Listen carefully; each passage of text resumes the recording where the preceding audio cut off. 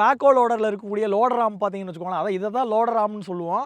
இந்த ஆமை கம்ப்ளீட்டாக வந்து வெல்டு வச்சு ஒரு 2 பீஸை வந்து ஜாயின் பண்ணி தான் இந்த லோடர் ஆம் வந்து பண்ணியிருப்பாங்க. ஆனால் கேஸில் வரக்கூடிய இந்த லோடர் ஆம் பார்த்தீங்கன்னா இங்கேருந்து இங்கே வரைக்கும் கம்ப்ளீட்டாக சிங்கிள் பீஸில் இருக்கிறதுனால இது வந்து மண்ணை கவ்வி தூக்கக்கூடிய அந்த பிரேக் த்ரூ ஃபோர்ஸ்னு சொல்லுவோம்.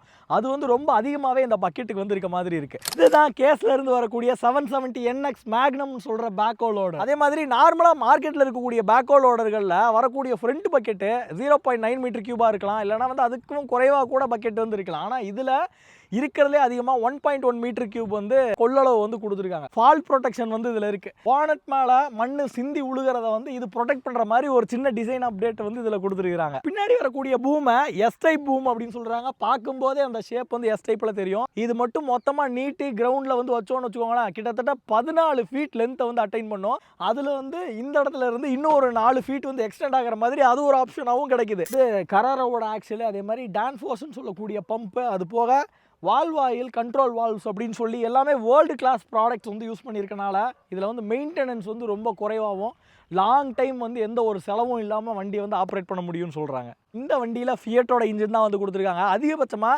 74 ஹெச்பியை வந்து பவர் மோடில் ப்ரொடியூஸ் பண்ணுது. அதே மாதிரி எக்கோ மோடில் வச்சிங்க அப்படின்னா 60 ஹெச்பிலேயே இந்த வண்டியை வந்து ஆப்ரேட் பண்ணிக்க முடியும். இந்த மாதிரி வீடியோக்களுக்கு நம்ம பேஜை ஃபாலோ பண்ணி வச்சுக்கோங்க. அடுத்த ரீல மிஸ் பண்ணாமல் பாருங்கள்.